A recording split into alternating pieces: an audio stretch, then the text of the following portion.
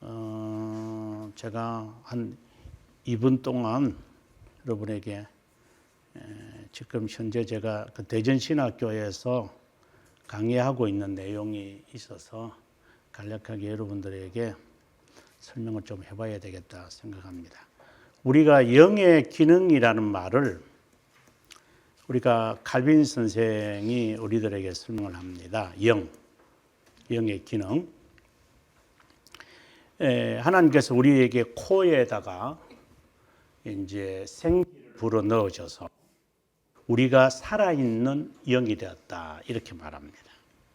그러면 그 다음에 우리의 몸이 있고요.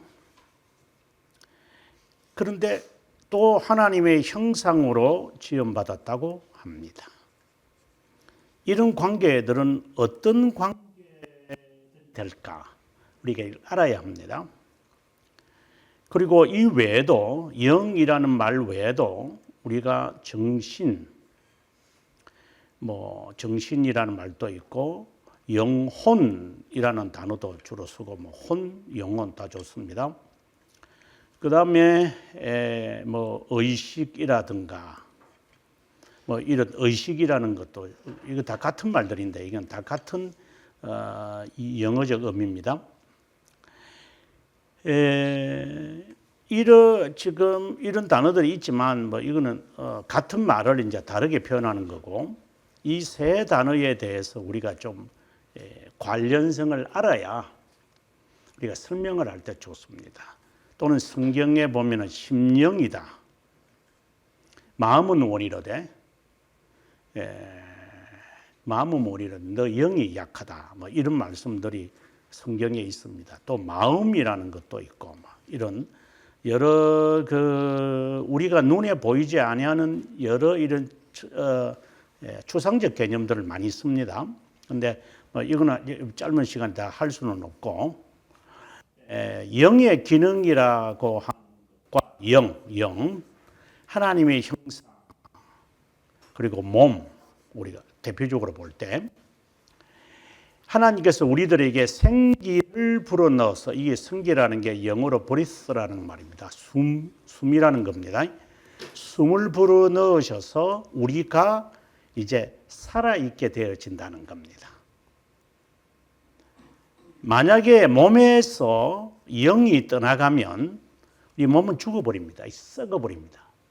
지금 흙으로 하나님께서 흙을 빚으시고 거기에 하나님이 이 생기를 불어넣었기 때문에 살아있게 되어졌다. 이 말은 영을 불어넣어 영이 이제 그에게 창조되어졌다고 보셔야 합니다. 그러면 영을 왜 하나님께서 우리에게 있게 하셨는가? 동물들에게는 없습니다. 그것은 잘 들으셔야 됩니다. 이 개념들이 파악이 안 돼서 하는 것이 많습니다. 영을 우리들에게 넣으셔서 그러니까 창조하셨다고 보셔도 좋고 정확한 시점을 우리가 말하는 게 아닙니다. 그 영의 창조설, 영의 선제설 이런 여러 말들이 있기 때문에 정확하게 이렇게 단정하기가 쉽지 않습니다. 그냥 제가 대략 말하기를 흙으로 짓고 하나님이 이 숨결을 불어넣으셔서 살아있는 영이 되었다. 이 말이 그때의 영이 아담의 영이 창조되어지는 것이고 나 영도 마찬가지로 나라는 이 존재를 알리는 이 영은 어머니가 태에서 잉태될 때 나의 영이 창조되어졌다. 그래 영의 창조설을 일반적으로 받아들이기 때문에 그렇게 말한 겁니다. 자, 왜 하나님께서 영을 불어넣어서 무엇을 하게 하시는가? 첫째는 살아있게 하시는 거죠. 그죠? 그러니까 기능을 발휘하게 하는 거죠. 그러니까 영이 있어야 몸과 영이 결합이 되어져야 영이 그때부터 기능을 합니다. 만약에 영이 내 육체로부터 이렇게 분리되면은 영은 수면의 상태로 들어간다. 이 말은 영은 하나님의 영광을 본다. 이는 우리가 고백에서 그렇게 되어 있는데 영과 육은 썩어버리죠. 먼지로 왔으니 먼지로 간다. 너 먼지에서 내가 만들었잖아. 그래서 너 먼지로 가는 거다. 그 말이거든요. 너 죽는 거야, 너. 너 먼지에서 만들어졌잖아. 근데 영을 하나님이 거두셨기 때문에 먼지로 가는 거예요. 이제 그런 말이거든요. 먼지에서 왔으니까. 그 다음에 이제, 영은 육체를 떠나면은 이제 기능을 안 합니다. 그래서 보통 수면의 상태다, 영면의 상태다, 뭐 이런 말들을 하는데 정확하게 모릅니다. 그것은 영원으로 가보기 때문입니다. 그래서 영은 영원으로 가버립니다. 육은 시간 속에서 먼지가 돼버리고. 그러면 하나님이 왜 영을 주셨는가? 몸이 살아 움직이도록 아니죠. 몸도 살아 움직이게 하면서 영의 기능을 발휘하잖아요. 영이 이제부터 기능을 발휘하게끔 됩니다. 육체가 결합이 되어졌을 때 영이 기능을 합니다. 그럼 하나님 왜 영을 주셨을까요? 기능을 왜 하도록 하셨을까요? 여기서 기능이라는 것은 펑션을 말하는 것이 아니라 faculty라고 했습니다. faculty. 이제 학교 같으면은 이제 교수진. 가장 퀄리티가 좋은 그것을 말해 펑션을 말하지는 않아요. 펑션이 아니라 그리고 기능이라고 해서 테크닉이라든가 그리고 이제 역할을 말하는 것도 아니에요. 그러니까 그 자체에 가치가 있는 고유의 기능을 하는 것이 있어요. 영은. 그 영의 기능이 목적이 있는데 그 목적은 바로 하나님의 형상이 존재한다는 것을 영은 그 기능의 목적이 있어요.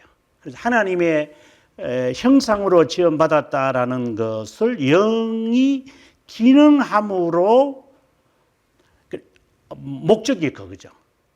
영을 불어넣으신 하나님의 목적은 너는 하나님의 형상이다라고 하는 것입니다. 자, 그러면 영이 어떻게 기능을 하는 건가요? 이제 이렇게 이제 이야기가 나와야 돼. 그러려면 우리가 오성이라든가 지성이라든가 그리고 이성이라든가 그다음에 의지라든가 그다음에 감성 이것들이 있어요. 이제 이것들을 이제 철학자들도 연구를 하는데 철학자들은 이 영이라는 이 소울이라고 하니까 영은 소울이니까 소울에 대해서는 언급 안 해요. 정신, 의식, 영혼 이것을 말하는 스피릿을 말해요. 학자들이라는 것은 이제 철학자들은 이 사람들은 이것을 말하지. 만약에 소울을 인정해 버리면 소울을 인정해 버리면 이제 이 이야기가 나와야 돼요. 그래서 그들은 이러한 것을 언급을 안 해야 되니까 무신론자들이기 때문에 그냥 정신 이거밖에 말 안 해요. 그것을 다른 말로 우리말로는 정신이다, 혼이다, 의식이다, 심령이다. 뭐 그들은 또 마음이라고 하든 뭐 다양하게 다 이렇게 표현을 해요. 하지만 그들의 마음속에는 영을 언급을 안 하는 거죠. 영을 언급해 버리면 안 된다는 말입니다.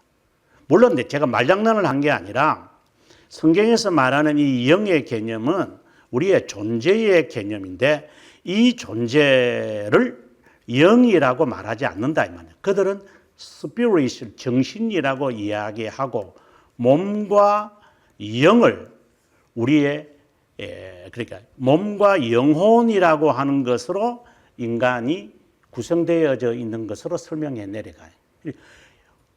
무신론자가 인간을 보는 관점과 그리스도인들이 인간을 보는 관점은 근본적으로 차이가 있어요. 그래서 뭐 더 이상 이제 이 이야기를 제가 안 하겠습니다만은 그리스도인이 된다라고 하는 것은 인간에 대한 이 지식이 근본적으로 달라져야 돼요.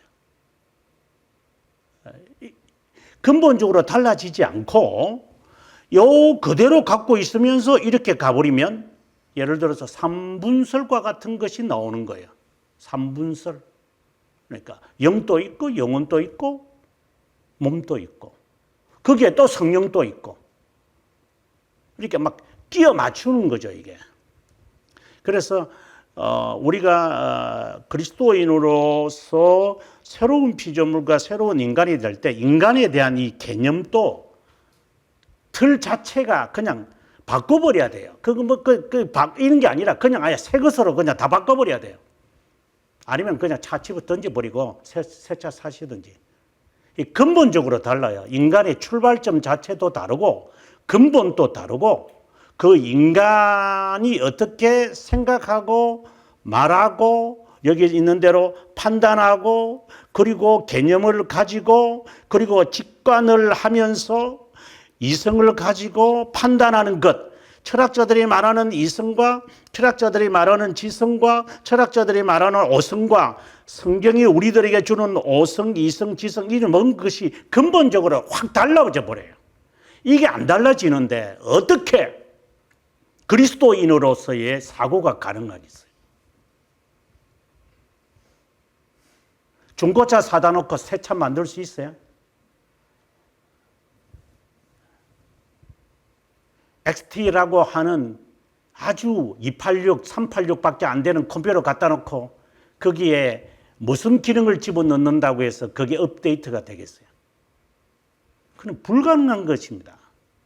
그러니까 저는 중생이 되어졌거나 중생의 경험을 했거나 하나님의 자녀가 되었거나 선택에 대한 확신이 있거나 새로운 피조물이 되었다는 것은 껍데기는 어쩔 수 없죠. 뭐 성형수술을 해야 되는 건 모르지만 근본적으로 이 영의 기능 자체가 전혀 다른 것을 봅니다. 그런데 예수쟁이들이 똑같다고 한다면 그거는 중생에 대해서 다시 물어봐야 돼요. 이는 근본적인 이야기를 제가 하는 겁니다. 그래서 우리가 칼빈 선생이 인간에 대한 지식, 하나님에 대한 지식과 우리 자신에 대한 지식을 말하게 될 때에 하나님에 대한 이 지식을 통하여 나라는 이 존재를 이제 깨달아 가잖아요. 이것을 여러분께서 이제 1장을 통해서 배우셨지만, 1권 15장을 통해서 배우지만 하나하나 배우셔야 돼요.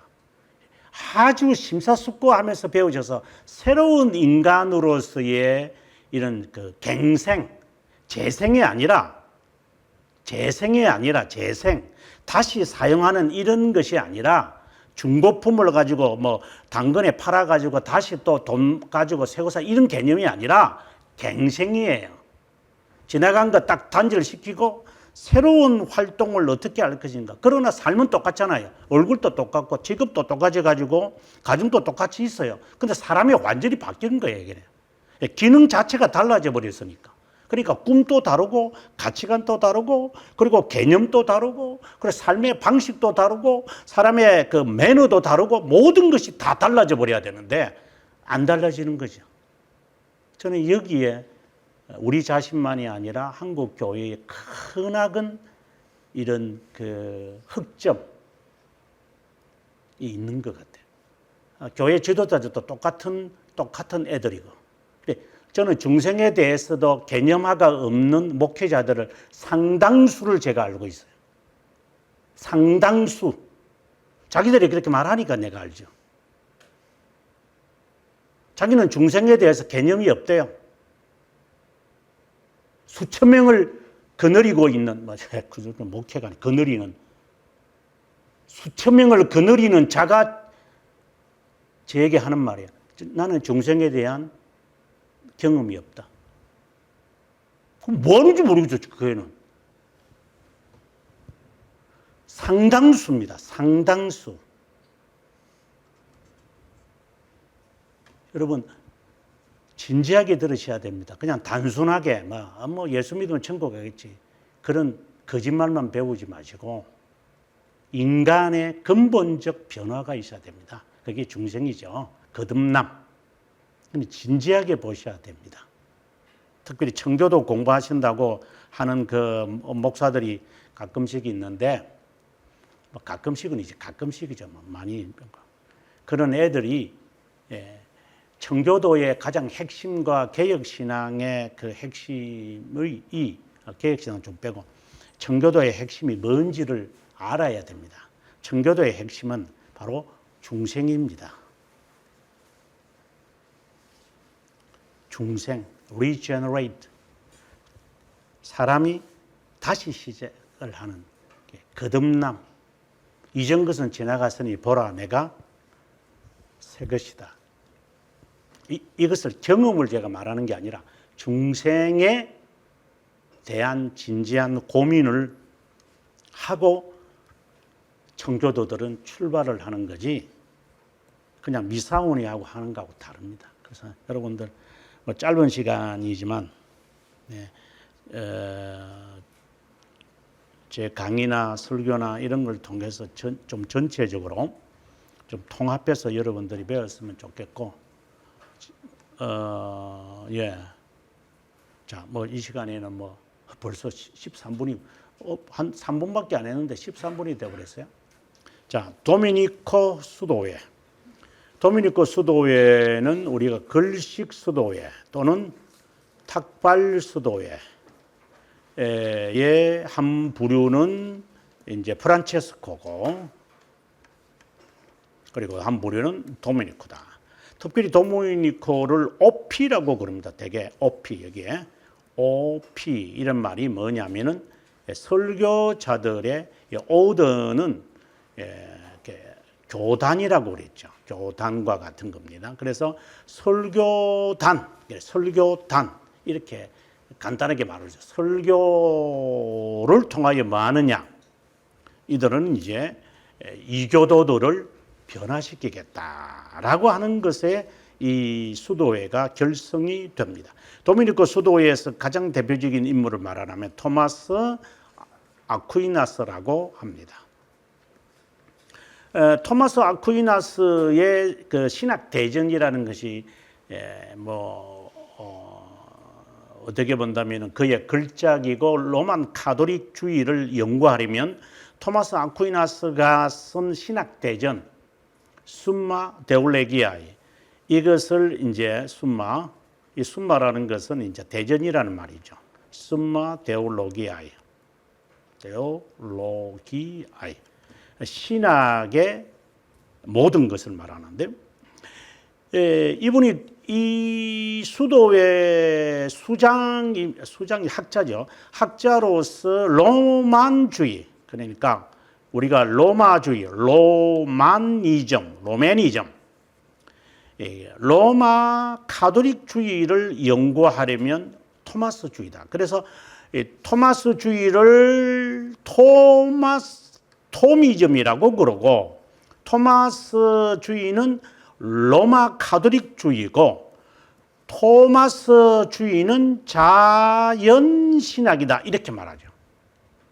우리가 이걸 헷갈리면 안 됩니다. 제가 늘 초대교회 때부터 이야기했지만 이름으로 말하면 대표성을 말하라면 사람 이름을 말하고, 그리고 내용적으로 말하는 그 사상의 이름이 있고, 그리고 그것에 대한 교리적 위치를 말하는, 우리가 사상을 말할 때는 주로 세 가지를 말합니다. 그래서 대표적인 사람 토마스주의, 내용상으로 자연신학, 교리상으로 정립된 사상을 로마주의, 로마 카톨릭주의 뭐 이래야 됩니다. 이제 이렇게 서로 말하는 것이나, 그 다음에 이제 아리오스주의 같은 경우에는 그 내용은 뭐지요? 이렇게 하면은 우리가 반삼일체론입니다 이렇게 말합니다. 내용은 여기에 그 반삼일체론입니다. 그 이름은, 대표적인 이름은 엔티 트리니테리아니즘입니다. 그러면 그 다음에 그것의 사상의 핵심은 무엇입니까? 또 다른 내용상으로 말할 때는 뭐라고 하면 이건 사상의 이름이고, 사상의 내용적으로 말하라서 하면은 바로 이 사람은 이제 양자론이라고 그러죠. 그럼 대표적인 사람은 누구예요? 아리오스예요. 이렇게 말하죠. 펠라기우스도 마찬가지예요. 펠라기우스 이거죠. 그럼 펠라기우스 핵심이 뭐예요? 반은혜론이에요. 그러면 그 사람의 사상의 명칭을 뭐라고 말하는 거예요? 이렇게 말해보면 자유신학의 원조를 말하는 거예요.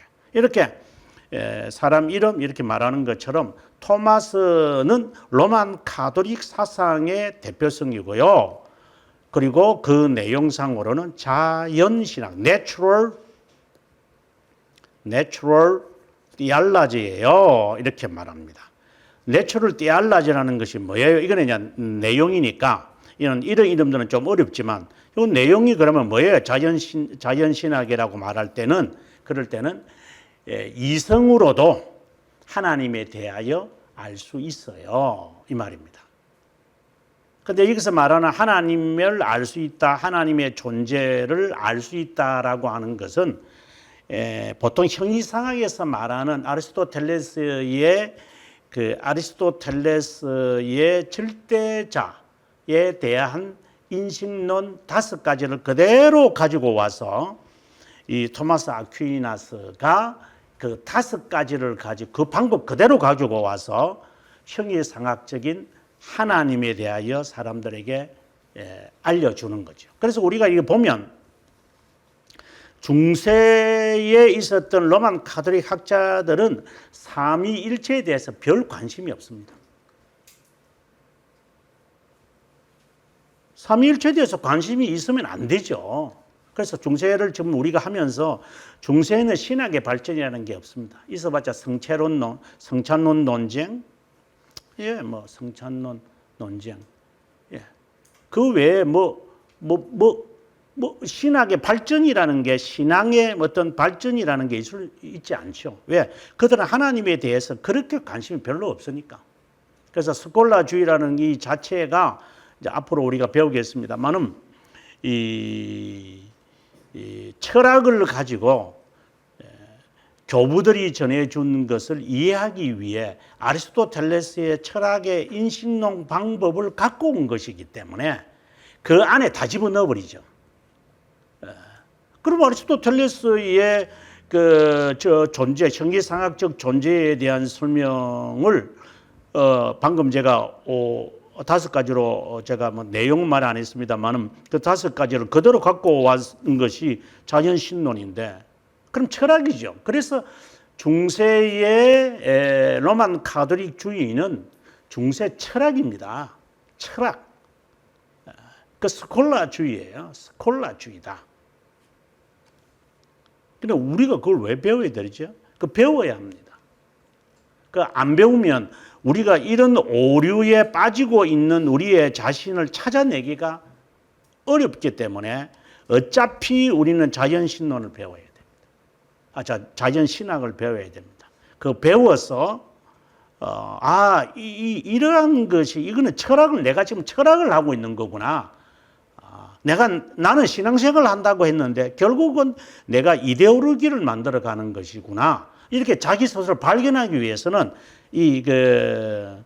스콜라주의를 토마스주의 다 비슷비슷한 것들인데 이것을 배워서 우리 자신에게 있는 이 노폐물을 하나하나 이렇게 걸러내야 돼요. 걸러내는 작업이 쉽지 않아요. 정말 어려울 겁니다, 여러분. 피를 다 뽑아내 가지고 다시 집어넣는 것처럼 우리 전도사님께서 연로하신 전도사님 얼마나 고통스럽게 하셨겠어요. 제 모친도 이제 돌아가시기 전에 이 피를 다 뽑아내고 다시 집어넣더라고요. 너무 힘들어 하시더라고요. 피를 다 뽑아내야 되잖아요. 내 안에 있는 거예요. 그리고 다시 집어넣잖아요. 깨끗하게 해가 다시 집어넣는. 그렇게 해도 안 나으셔서 결국은 이제 한 일주일도 안 돼가지고 돌아가셨습니다만은 정말 어렵습니다. 우리의 이 속에 있는 이 썩은 이 노폐물들을 다 끄집어내어서 걸러가지고 깨끗하게 다시 집어넣는 이 작업이 쉽지는 않을 겁니다. 아무튼 해봐야죠. 자, 아무튼 토마스란다. 도미니코 수도에 하면은 대표적인 토마스 아퀴나스를 떠올려야 되고 스콜라주의의 모든 것이고 로마 가톨릭주의의 교과서다. 그러니까 개혁신앙의 교과서는 기독교 강요고 그리고 이 로마 가톨릭의 교과서는 이제 토마스 아퀴나스의 신학 대전이다. 이렇게 이제 그래서 이제 이것을 우리가 이해하게 되죠. OP라는 게. 1214년에 도미니코에 의해 16명의 제자들과 함께 프랑스의 툴루즈 수도에서 설립됐다.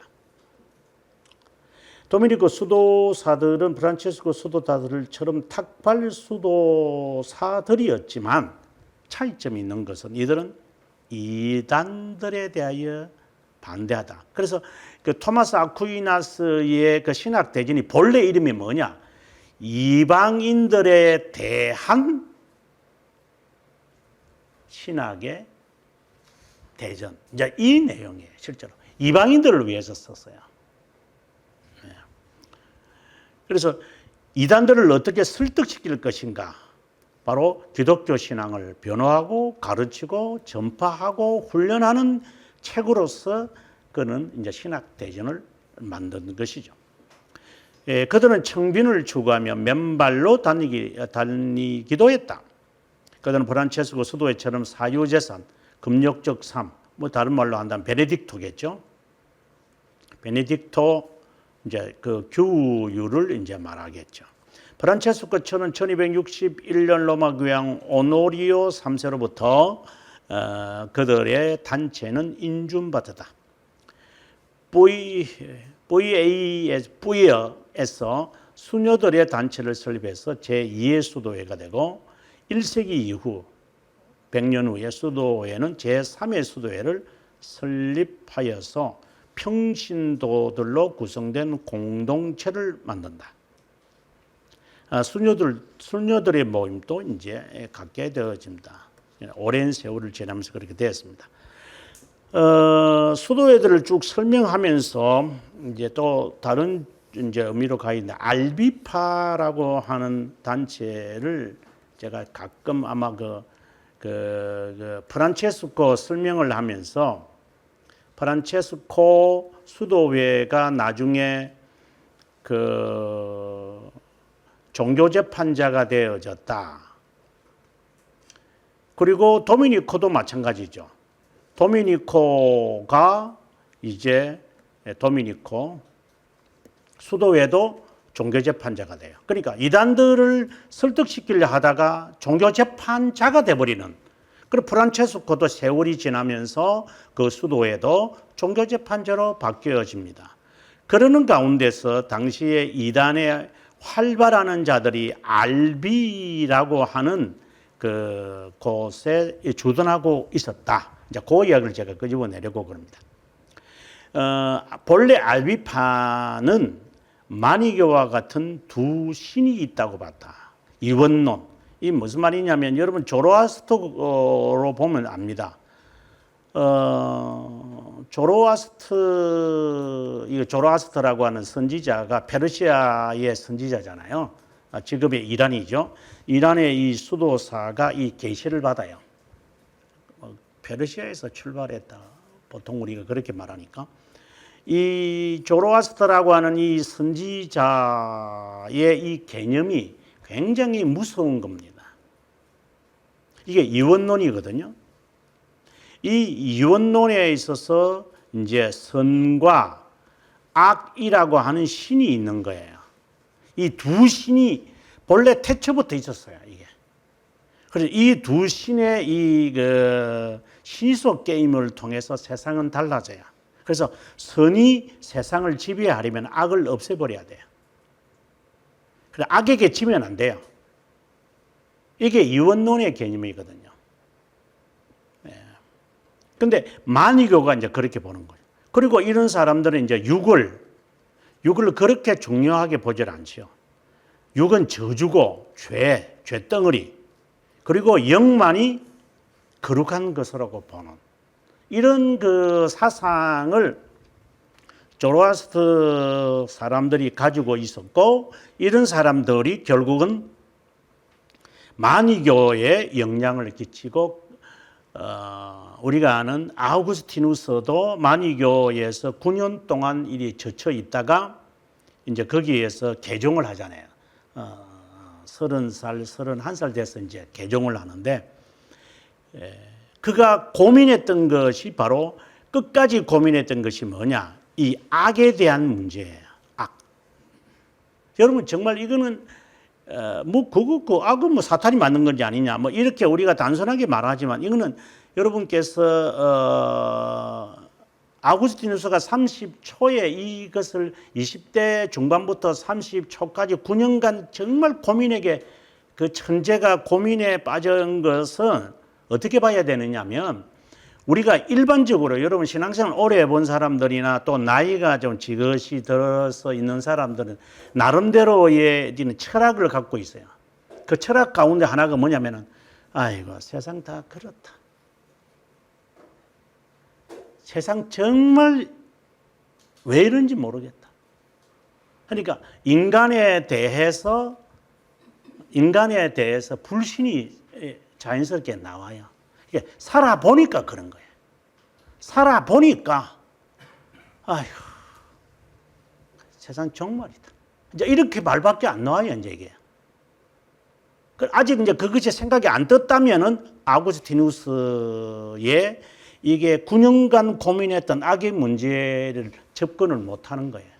접근이 안 된다는 것은 벌써 방금 제가 말했더니 뭐 단순한 이야기지만 이 문제에 대해서 고민을 안 해봤다면 정말 심각합니다. 그 사람은. 다 선이 있는 줄 알아요. 내가 선으로 악을 이기면 되는 거지. 아주 쉽게 생각을 하고 있는 악에 대해서 죄에 대해서 심각하게 고민에 빠져야 돼요. 그건 1, 2년 해가 되는 게 아니라 정말 오랫동안 천재와 같은 사람이 9년을 했다면 우리 같은 경우에는 4, 50년을 해야지 이제 정신을 좀 차리려는지 모릅니다. 정말 신앙을 가진 사람들 가운데 죄의 문제 그렇게 심각하게 생각하는 사람들이 몇 %나 있을 것 같아요. 거의 없을 거예요. 거의 없을 거예요.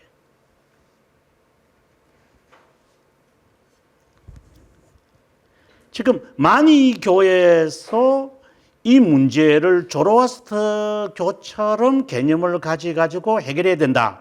이렇게 알고 있었던 이제 이 사람이 아구스티누스가 이건 아니라고 하는 것에 대한 답을 내리기 시작하죠. 그게 바로 우리가 아는 신플라톤주의에서 답을 찾는 거야. 신플라톤주의다. 일원론이잖아요. 이원론과 일원론의 차이잖아요. 일원론에서 악은 인간이 만든 거구나. 답을 찾게 되는 거죠. 인간이 만들어 놓고 그것을 신으로 만들어서 선과 악과 같은 이런 신이 있다고? 그런 말도 안 되는 거죠. 이제 거기에서 탈피하기 시작하는 거예요. 그리고 인간이 악을 만들었기 때문에 이 악을 신플라톤주의니까 이제 이론론이죠. 그 절대 이데아를 통하여 내가 악을 싸워 이길 수 있구나. 여기에 답을 찾기 시작하는 거예요. 아구스티누스가. 어떻게 본다면 신앙인들은 플라톤주의죠. 뭐 플라톤주의를 하면 안 되지만 신플라톤주의와 같은 성향이 있어요. 그래서 육체적 고통을 겪기 시작하는 거예요. 육체적 고통을 극복을 해서 이 영이 살아 움직여. 그래서 선을 통하여 악을 지배하겠다는 것이 아니라 악이 나를 통치하지 못하도록 하겠다.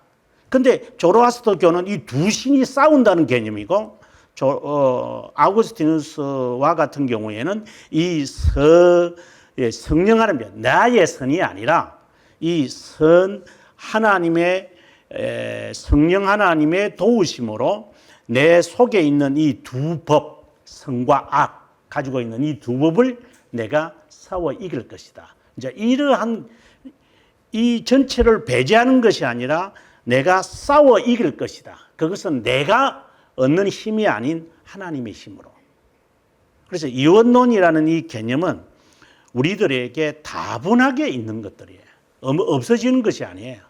이게 세계관이죠. 철학이 앞서도 제가 공부 시작할 때 얘기했던 것처럼 이 중생을 하기 전에 사람이 갖고 있는 이 철학과 중생되고 난 다음에 인생 철학은 근본적으로 다르다라고 제가 강조한 이유가 바로 그겁니다. 이건 다른 거다. 같은 게 아니다. 몸은 같겠지. 그러나 정신 상태는 전혀 다른 것임을 우리가 알아야 되는데 그걸 이게 안 배워지면 우리가 흔히 말한 대로 아까 우리 박태준 집사님이 기도하시면서 육체와 싸우면서 선을 우리가 행할 수 있기를 바라는 마음이라고 했는데 그 고백이 자연스럽게 나오는 거죠. 이 갈등이 막 생기니까. 아무튼 이원론, 일월론 하면 신플라톤주의. 이원론은 신은 둘이었다. 이 개념, 선과 악, 어두움과 밝음, 이런 것의 싸움이다. 그것이 만유교에 있었는데 알비파라고 하는 이단들은 알비파라는 것은 이제 장소 이름이고요. 본래는 그 카타르의 파르죠. 카타리 이건 복수형이니까 카타르라고 하는 그 이원론 그래 만유교의 영향을 받은 이단들이 있었는데 그 이단들이 거주하고 있는 장소가 알비라고 하는 남부 프랑스였고 그 남부 지역에 있는 사람들이 이제 이 만유교가 4세기부터 시작했으니까 굉장한 오랫동안 근 6, 700년 동안 확장을 하자 이제 로만 가톨릭이 이 만유교들을 즉 알비에 있는 만유교파에 있는 카타르들을 다 죽이죠. 죽이면서 이제 우리가 좀 있으면 배우게 될 왈도파들도 같이 그냥 싹쓸이 해버리는 이제 그런 일이 생기게 됩니다.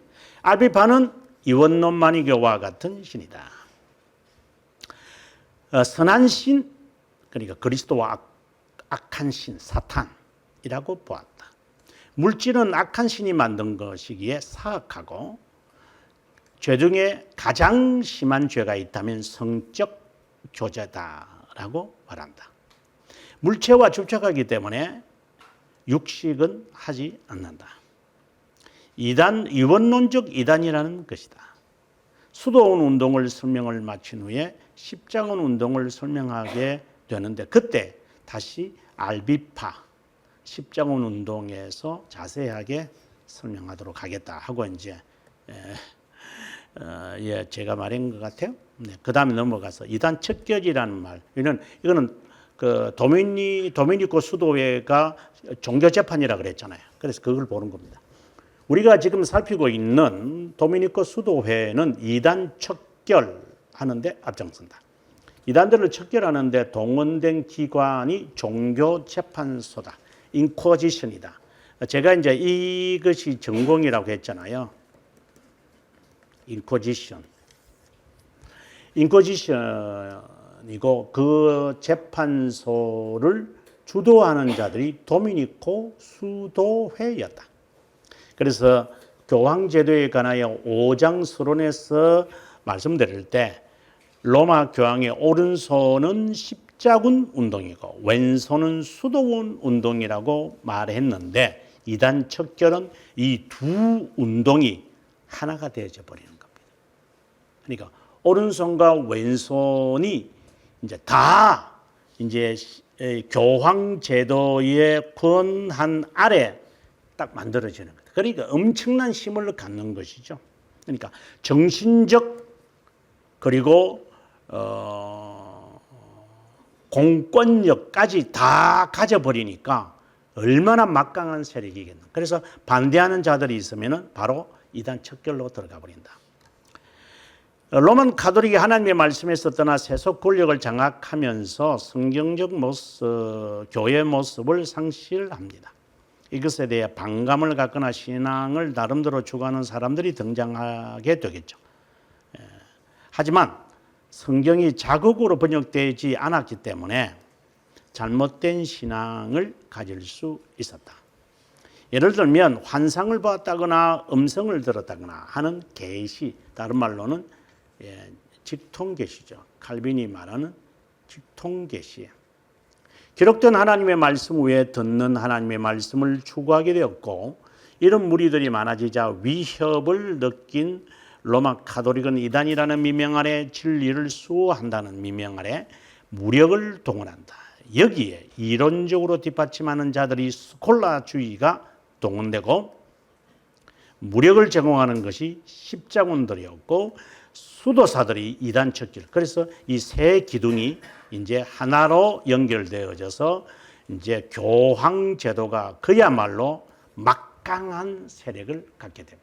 이론적인 것을 스콜라주의가 동원하고 이제 무력을 십자군들이 공권력을 갖게 되고 그 다음에 수도사들이 정말 맹신하는 사람들이 등장을 하고 여러분 한국계를 잘 보시면 저는 이 세 가지를 장악하려고 하는 자들이 있음을 여러분 보셔야 됩니다.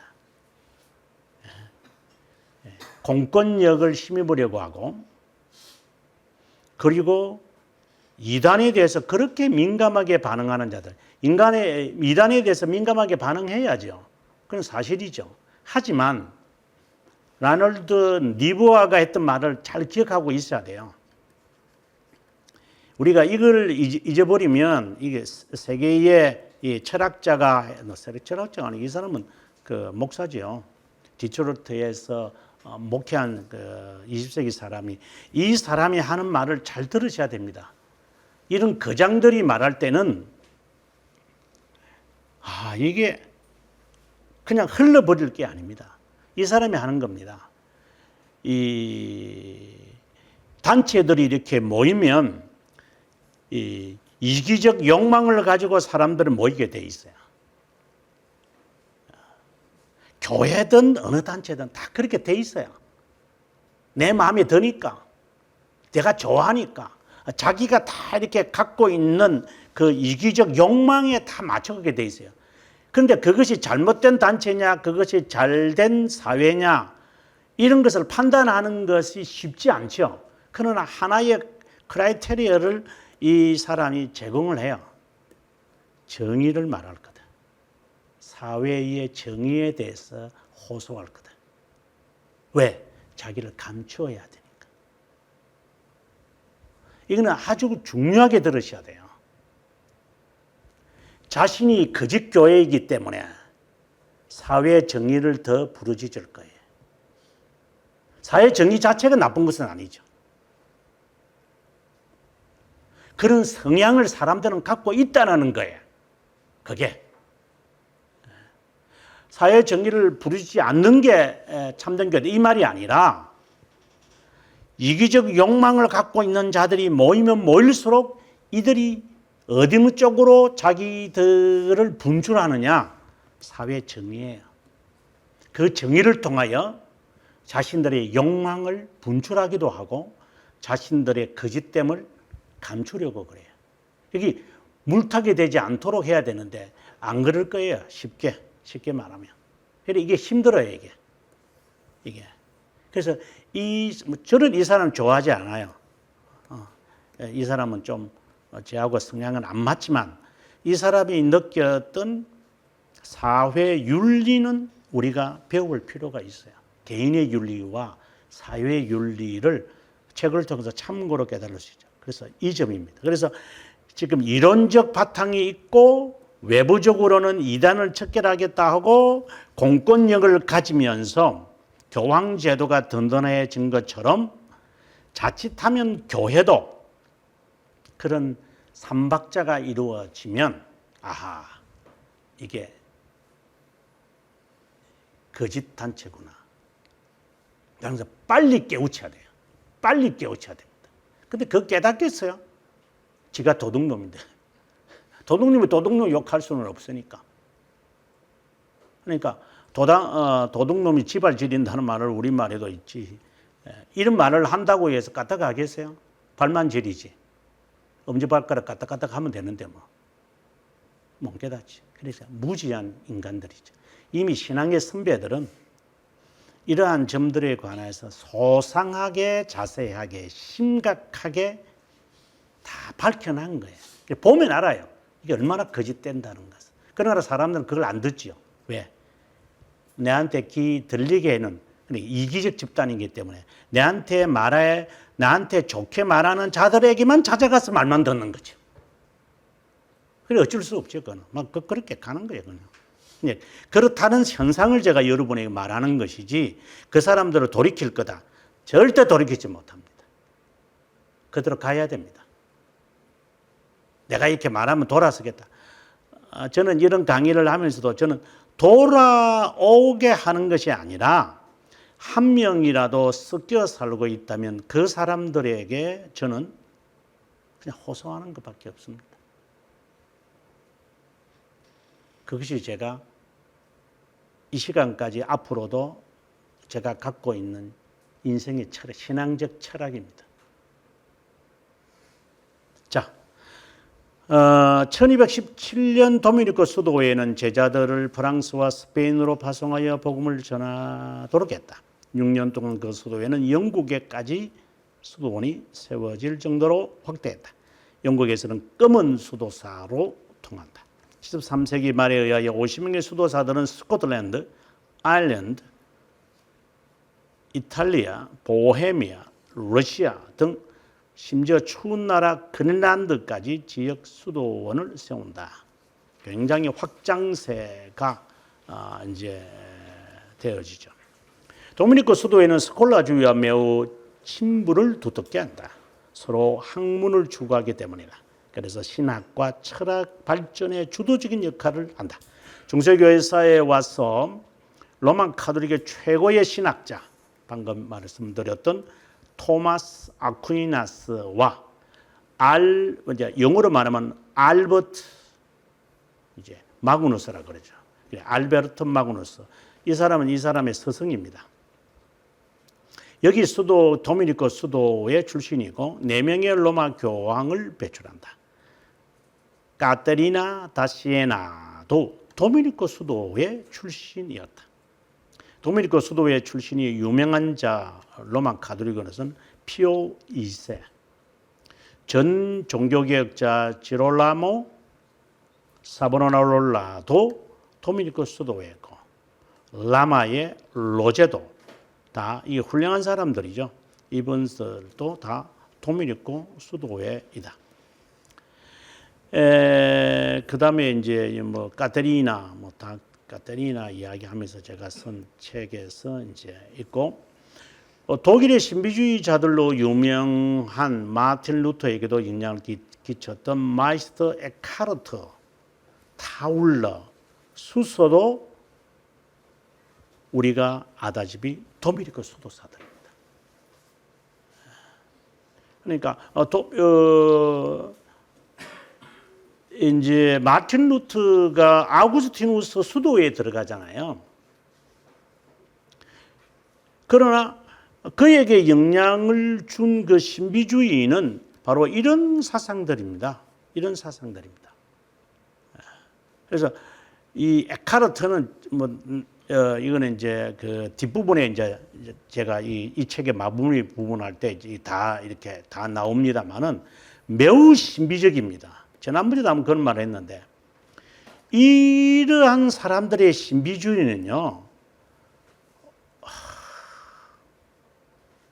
이제 이런 사람들의 신비주의는 저는 개인적으로는 이게 제가 안 좋아하지만 이런 사람들에 대해서 공부하고 난 다음에 한국의 이 사이비들, 이 오선절파 신사도들을 보면요, 이거는 뭐라고 표현이 안 돼. 이거는 신비주의자도 아니에요. 오선절이나 은사주의나 그런 애들, 이런 애들은요, 신비주의도 아니에요. 이거는 잡종이에요. 잡종. 이거는 잡종이에요. 이렇게. 좀 우스울, 제가 전에도 그랬잖아요. 영성신학 이야기하면서 영성신학, 적어도 영성신학을 하려면 종교개혁 시대에 있었던 그 호안, 그 십자가의 요한, 그 정도는 탐구해야 돼요. 로열라, 이그나치오 로열라 정도는 섭렵을 해야 돼요. 그 맨발의 수도사였던 그 수녀도 적어도 해야 돼요.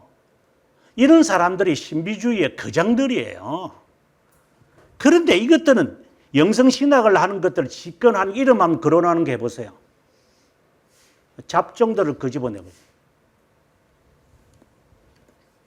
어떤 남대문 가가지고 가짜 그냥 이렇게 액세서리만 싸다 보니까 전부 다 까짝퉁에만 관심이 있고, 영성신학을 하려면 제대로 하든가 그러면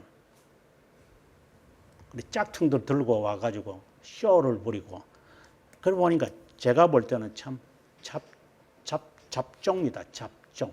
이렇게 저는 보이는 거예요. 하려면 제대로 해라. 기도하려면 한 40일 동안 그냥 밥도 먹지 않고 하나님 앞에서 밖에도 나가지도 않고 그 혼자서 그 산속이나 뭐 그리고 개울가 옆에서 정말을 주야로 기도해라. 그게 진짜 백이 신비주의자예요. 이렇게 가짜백의 사이비들이 그냥 판치니까 영성신학, 저는 영성신학을 좋아하지 않지만 하려면 제대로 하든가, 기도 생활을 하려면 매일같이 교회에 가서 철학 기도하면서 새벽 기도까지 하고 적어도 5시간, 6시간, 7시간, 8시간, 10시간은 매일과 같이 하나님 앞에 기도하면서 하는 것이 그게 진짜 백이고, 그 외에는 그냥 이렇게 잡종들이에요. 잡종들.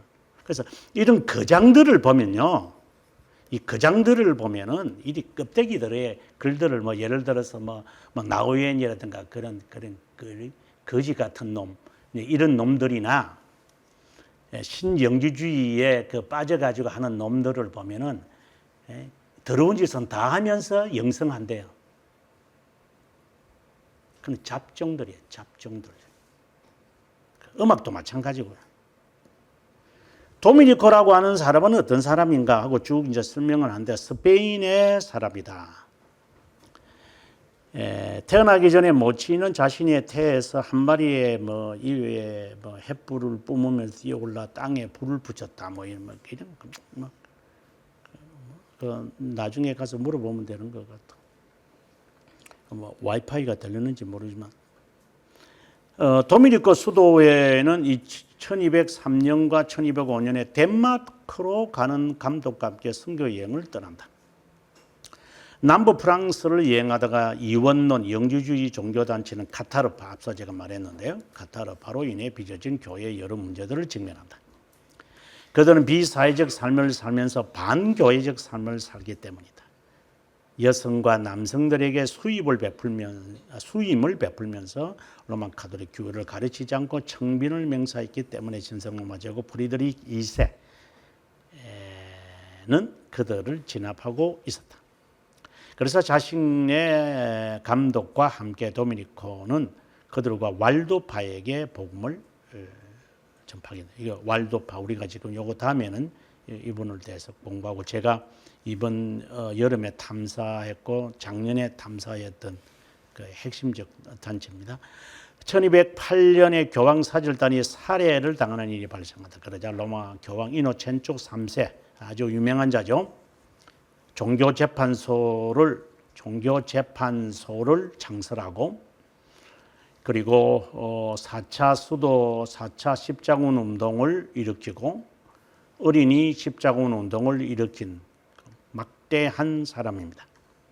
기독교 군주들에게 알비파를 무력으로 진압할 것을 강력하게 주장한다. 7년 동안 프랑스 남부에 피비린내 나는 숙청, 학살이 일어난다.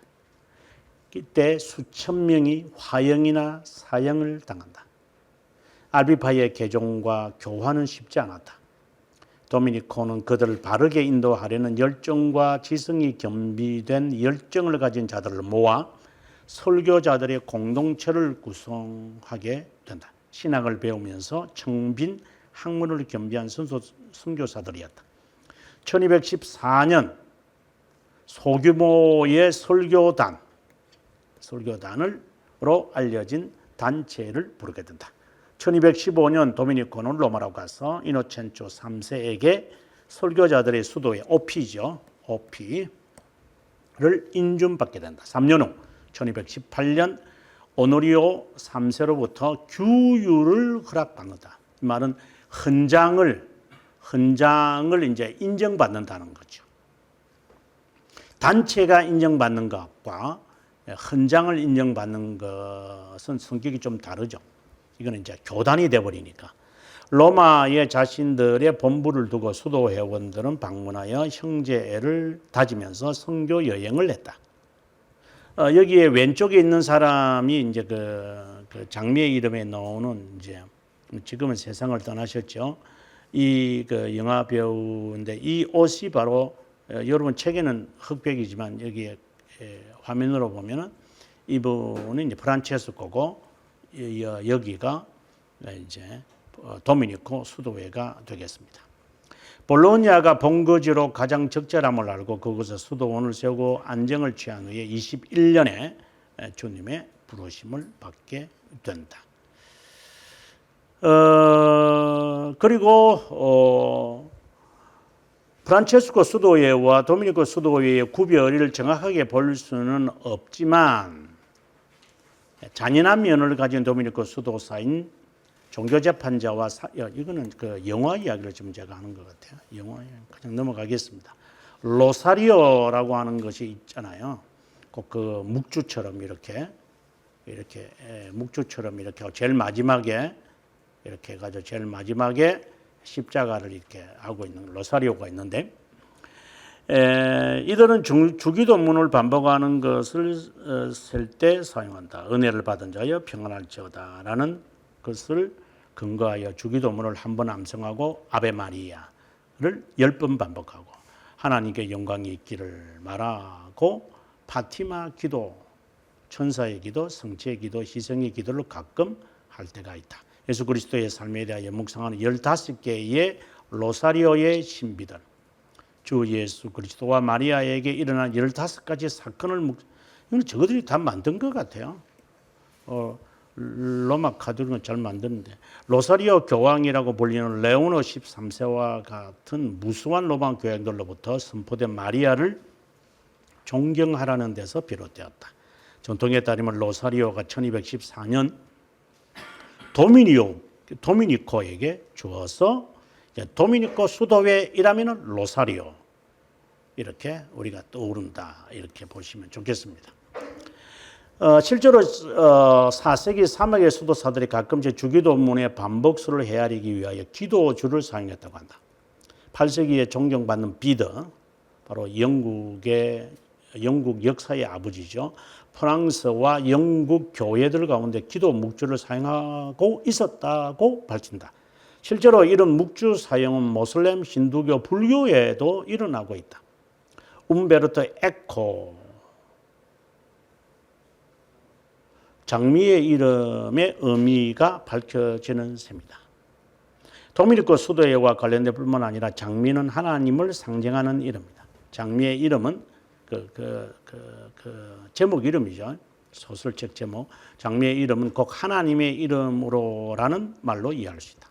종교개혁 시기에 로마 교황들은 황금 장미를 만들어 군주들에게 선물하곤 했다. 최고의 영예를 의미한다. 하나님의 이름을 상징하는 장미이기 때문일 거다. 이렇게 했습니다.